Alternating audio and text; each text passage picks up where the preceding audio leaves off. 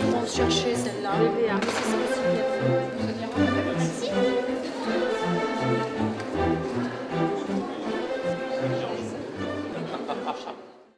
En fait, la médecine thermale est arrivée à un tournant de son histoire. Tournant de son histoire en ce sens que, telle qu'elle était pratiquée jusqu'alors, la thérapeutique thermale était censée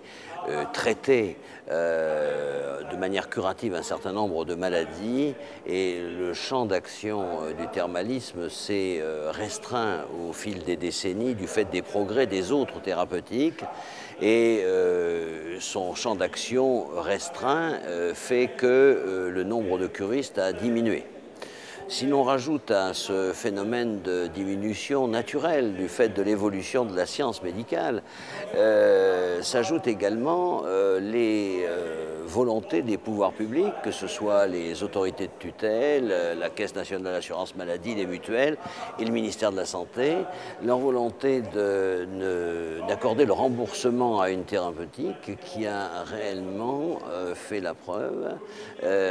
du service médical rendu. Nous avons donc, au niveau des stations thermales, entrepris une démarche pour redémontrer, avec des études scientifiques qui utilisent les critères de jugement validés à l'heure actuelle pour les médicaments, reprendre des études dans les domaines où nous sommes encore efficients. Mais au-delà de cette nouvelle démonstration de notre efficacité, nous avons voulu élargir le champ de compétences de la médecine thermale en instaurant dans les stations un centre d'éducation à l'hygiène de vie. Il est évident que, pour prendre un exemple précis en rhumatologie, si on considère un curiste arthrosique des genoux et des hanches qui vient pour bénéficier des soins thermaux, mais qui en même temps a un surpoids, pour ne pas dire une obésité, qui de toute façon aggrave sa pathologie, nous devons d'être capables de, parallèlement à sa cure thermale, de lui faire une éducation diététique et nutritionnelle lui permettant de perdre ce poids qui, effectivement, empêchera l'évolution trop rapide de sa maladie. Donc, ces nouveaux champs de compétences dans l'éducation nutritionnelle et l'éducation physique, eh bien,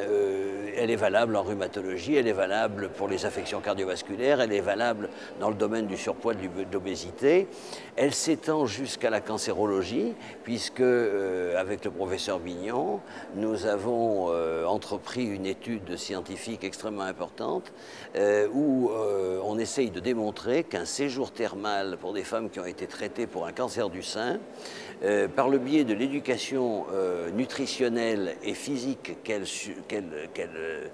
subissent, j'allais dire, dont elles bénéficient pendant ce séjour, eh bien, que ces séjours thermaux évitent les récidives, puisqu'on sait que la prise de poids post-cancer favorise les récidives. Donc, nous nous sommes engagés à fond, et c'est ainsi que, effectivement, l'éducation nutritionnelle a modifié considérablement le séjour thermal tel qu'on le concevait jusqu'à présent et tel qu'il existe dans l'image, dans l'esprit des gens à l'heure actuelle. C'est-à-dire que le séjour thermal est un séjour privilégié. C'est vrai que l'éducation à l'hygiène de vie, éducation diététique, éducation à l'exercice physique, éducation à la gestion du stress, il faut un lieu pour le faire, un endroit où les curistes, où les gens trouvent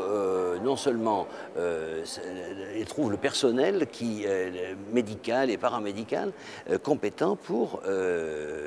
bénéficier de cela. Ça ne peut pas être dans les hôpitaux sont faits pour traiter de l'aigu, ça ne peut pas être dans les cabinets médicaux qui sont surchargés, qui vont être de plus en plus surchargés du fait des problèmes de démographie médicale. Eh bien, les stations thermales se proposent comme ce lieu d'éducation sanitaire, et donc nous sommes en pourparlers avec la Sécu, avec le ministère de la Santé pour devenir officiellement obtenir ce label.